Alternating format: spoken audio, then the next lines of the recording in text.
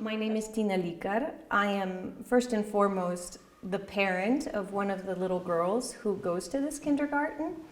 I am also the president of the Parent-Teacher Association, I suppose.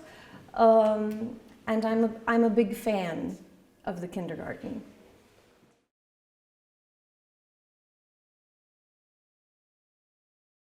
Actually, it's been over 6 years now, because my firstborn was 2.5 years old when he started attending this kindergarten, and he is now in 3rd grade.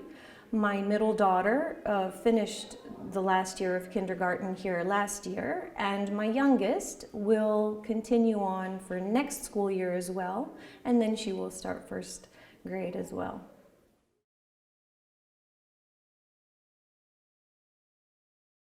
It's a period of 12 months, I think 1 month before the birth of the child and 11 months after, during which time a mother is able to spend time taking care of her child, connecting to her child, and I guess building a very solid relationship, which I think is so very, very important in a child's development.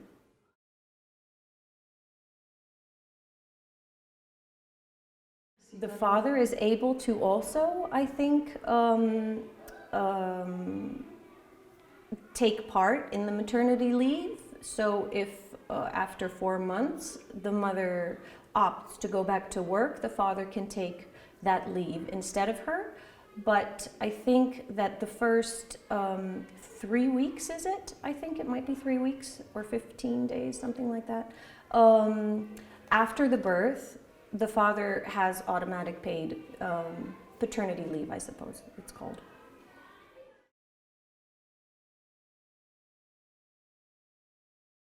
I was looking for a place where, first of all, I would feel that my children felt a connection with the teachers, where there were a lot of activities, so that children weren't just left to sort of fend for themselves in very large groups.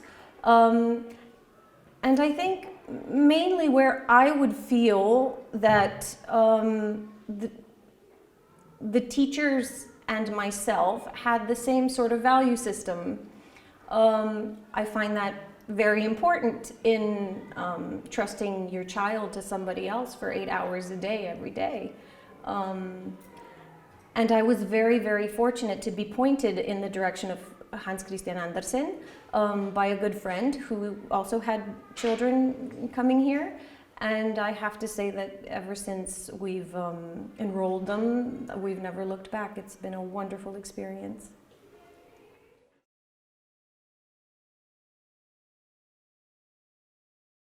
I think that it's very important to, first of all, instill trust, warmth, I guess conflict resolution in a very sort of peaceful way, which is something that I find is very special in this kindergarten. And of course that they are in a diverse environment, because as you can probably see, Slovenia is a very small country. We do not have a very, it's not as cosmopolitan maybe as larger cities like London or New York. And so it's very important to me that my children see that there are all kinds of people in this world, and that we are all the same, and that just because somebody may look a little bit different from what they look like, it does not mean that we need to treat them any differently than we would anybody else. I'm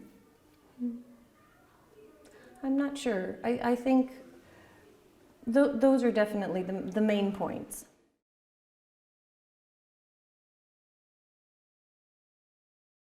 I see that there are children from all over, even in our little group. There are kids who have parents from France, from all different countries. And I think that it's wonderful that even if kids see that they may look differently from each other, they never mention that. They never say, oh, I was playing with somebody who looks different. I was just playing with that friend. And I think that's a very good sign that everybody is being looked at the same way and given, I suppose, equal chances to express themselves however they see fit.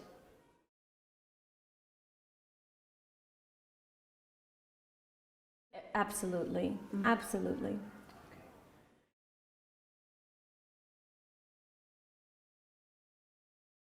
Patience is something that I'm just in awe of the teachers here, because their level of patience is truly spectacular. And I think that no matter how tough a situation can be, because small children will always get into conflicts, you know, whether it's physical, whether it's however, I see from the teachers that my children have had, that they always seem to be able to stay calm. They try to resolve everything in a very sort of peaceful way by mediating between them, by just talking to them. And I think a lot of empathy is encouraged. So they try to talk about it from the other person's perspective. And that builds a lot of empathy, which is, I think, crucial in anybody growing up. And from that, of course, we try to do that at home as well. And I see that we have very, very, I don't know, this may sound like I'm showing off, but I'm really not, but it's amazing to me how my kids at home really do not have very many problems with conflicts among themselves. And I don't think that, I think that there's a lot of that comes from this kindergarten, from learning from a very young age that every story and every conflict has two sides, and that we need to be able to see them both.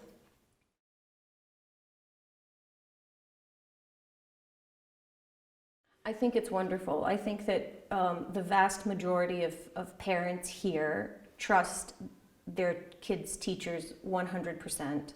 And with that trust, there comes an openness. And we have never had a situation where we would feel that any kind of information for the well-being of the children is being kept from us. We've always had extremely open relationships. And it's wonderful to be able to leave your child at kindergarten in the morning and know that they're going to have a wonderful time, that you trust the people that are going to take care of them. And that if ever there is a problem, they are always ready to take time out of their own, I guess, their private time to talk to us about things. And if they see that something's up, that, you know, a child is displaying any kind of problematic behavior, or that they're feeling down, or however, they will always very discreetly raise that topic, and we will talk about it very openly. And I love the feeling of knowing that we're all on the same side, that we are all on the side of helping the child get through whichever hurdle they're presently going through. In that respect, I think that creates a lovely circle within the group where all parents feel this way, and so we come together very nicely. And excuse me, we have many sort of events where we all come together. We spend time with the kids. We spend time together as parents with the teachers, and so there are quite a few friendships that have grown from that. And I think parents, a lot of times parents will get along with the same, the parents of the children who get along will also get along. And in that, you kind of are able to form a little bit of like an extended family almost, where you can talk about these things that, may be bothering you. And you have somebody who has a child in maybe the same environment, and they'll be able to relate to that differently than, let's say, somebody from outside. So yeah, I think it works very nicely. So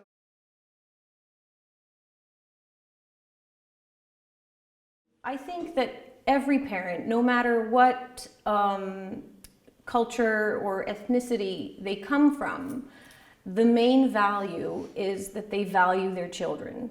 And this value is inherent to all of us.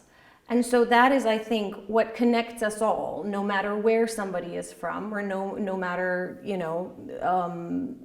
when they arrived here. And I think from that perspective, we are all the same. We do, however, as you know, kids have different interests. And I think from what interests them, that a lot of times sort of determines who is going to form a little group that is going to play together often. Now, this is also something that I know that the teachers do. They have activities that are specifically geared towards having everyone play together, and brings together, just as girls and boys sometimes need a little bit of encouragement to play together in different situations, that will work. That is also encouraged from the institution. Yes. That you cross these barriers. Yes, Yeah. absolutely.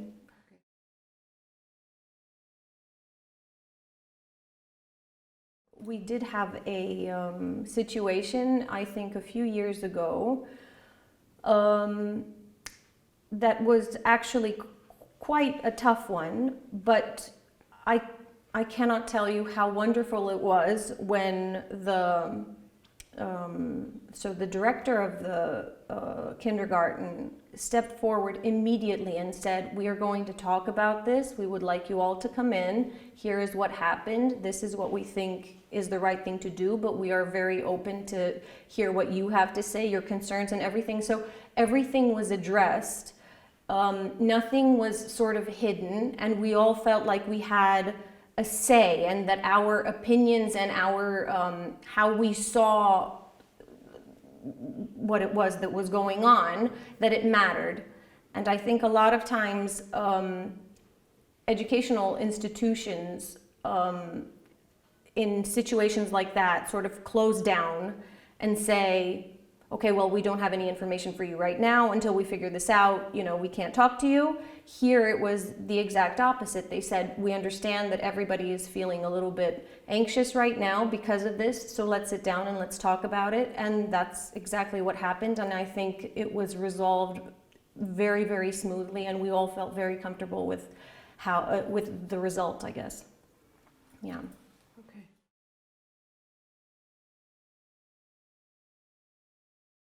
Yeah. Absolutely. I think that's a big part of being inclusive to everyone. It's just hearing everybody's voice, realizing that treating everybody equally does not necessarily mean that you have to do the same thing for every child, but that every child needs the same different things, or maybe different kinds of help in order to have the same opportunities to express themselves.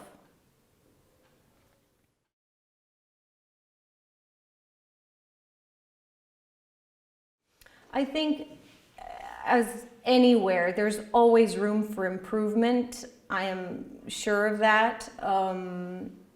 I think, this is going to sound really silly in a very sort of, when we're talking about very important things, maybe talking about how, the buildings have been old, and that, there's a little bit of a need for a renovation to make things sort of run smoothly on a practical level when the way things are run by the personnel are great. It's a little bit disappointing sometimes if they cannot be run smoothly because of, I guess, the I don't know, the buildings themselves or how the rooms are set up and everything. And I think it makes the teachers' lives a little bit harder sometimes than they would need to be if things were properly taken care of. But other than that, I'm not sure that I would really. I think there's always, like I said, I think there's always room for improvement, and continuing to work in the direction that they are going in will bring those improvements. Okay.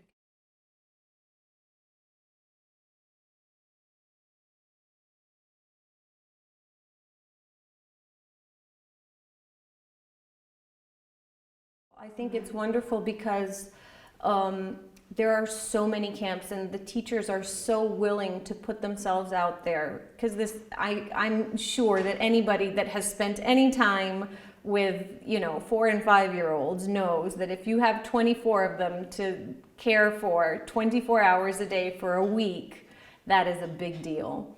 And for the children, they have so much fun. My daughter is 5 years old, and they just went to a winter camp on Pukluka. And I mean, she heard about it last November, and she came home and she was ready to start packing. She was like, we're going, that's it. And I think it's wonderful because it builds their independence. It builds their interactions. It creates, I suppose, social bonds that are very, very important for them, and friendships that can last very, very long periods of time. I mean, my son, like I said, we don't live here in Ljubljana anymore, but the friend that he had here, his best friend from Vrtec, is still his best friend. Even though we don't live that close together, we still get together, and I think that's pretty special.